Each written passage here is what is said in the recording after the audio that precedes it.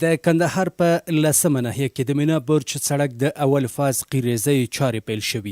د کندهار ښاروالۍ له لوري د ښار د پراخو انکشافي پروژو پر دوام د لسمې ناحیې اړوند د مینا برج سړک د اول فاز قیریزی چارې پیل شوي دي. د کندهار ښاروالۍ ویان وایي چې یاد سړک 3 میاشتې مخکې رغنیزو چارې پیل شوي د 1 کیلومتر په اوږدوالي او 1.5 مترو په پلنوالي سره د 18 میلیونه افغانیو په مالي لګښت سره جوړیږي. دغه راز ټاکل شوی چې ډیر ژر به دغه سړک بشپړ او ګټه اخیستنې ته به هم وسپارلی شي. کندهار ښاروالۍ د خپلو پراخو انکشافي کارونو په لړ کې تازه د ښار په لسمه ناحیه کې د مینا برج سړک د لومړي فاز د کریزي کولو چارې پیل کړې. د مینا برج سړک چې د شرکت میوې شمال طرف ته موقعیت لري، د لومړي فاز کارونه تقریبا 2 میاشتې مخکې پیل شوي وه. اوس یې تازه کریزي پیل شوه چې ډیر ژر به دغه کریزي بشپړه سي او یاد سړک به ګټه اخیستنې ته وسپارل سي. د دوهم فاز تدارکاتي مراحل هم جریان لري او هغه دوهم فاز به هم ډیر ژر پیل سي. لومړی فاز تقریبا 1 کیلومتر اوږدوالي او 2.5 متره پلنوالي لري. د 18 میلیونه افغانیو په لګښت سره په اساسي ډول ورغول سو. د سیمې ځای خلک وایي تیر کې له ګڼو ستونزو سره مخ ول چې پر وینا د دې سړک په بشپړېدو سره به خلکو ته زیاتې اسانتیاوې هم رامنځته شي. کارونه هیڅ نه کړي، لکه دې چې څه ښځې دي دا د سرپوزیا سړک هغه سړک په خپل ما په خوا په دغه ښاروالۍ کې په دغه نمبر کې کار کوي. دا د شاه بازار سړک مو جوړ کړي، دا د توپ دغه سړک جوړ کړي، هغه چونې چې دي نو دونې کارونه نه دي شوي. که دا چې شروع شوي دي یا کېږي د خدای خیر ورکړي، خدای دې دغه طبي کار کړي، خدای دې دغه سرمایه ورکړي چې جوړ یې کړي، تیار یې کړي. دونې کارونه تر اول څه نه شوي دي، نه چا دي نه داسې نه چې اوس د دې پر دغه وایم یا شوي نه دي سیمینه دي. خدای دې دې خیر ورکړي، دې خدای خیر ورکړي چې دې دور د جنجال خلک خلاص کړل.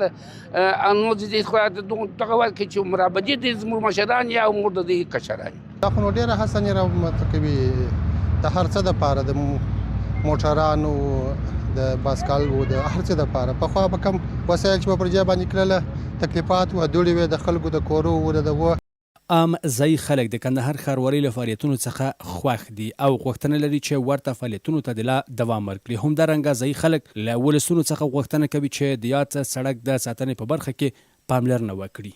یا نه څه په کار چارې نه لوي څوک نه څه په کار ډېر خراب را سړک ډېر خلک سره په تکلیف ډېر دا پاک نو واسه چې نو خدای دغه کارونه کوي چې جوړ کړي. الله دې خیر درکړي.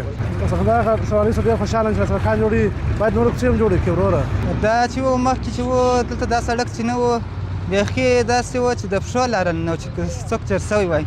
بیخي لاره خرابه اوس الحمدلله د اسلامي امارت څخه ډېر مننه چې دغه سړک یې موږ ته جوړ کړي. د دې څخه ډېر مننه، موږ د دې شکرګزاري ادا کوو چې دغه سړک یې جوړ کړي. اوس ډېر بس مسلمانان بیخي ورسره وساس ول دغه سړک سره. هغوی چې په دغه پروژه کې په کار بوخت دي وایي دا چې په خپل هیواد کې ورته د کار کولو زمینه برابره شوې زیات خوښ دي. دوی د کندهار ښاروالۍ څخه خوښ دي چې ورته د کار کولو زمینه یې برابره کړې ده.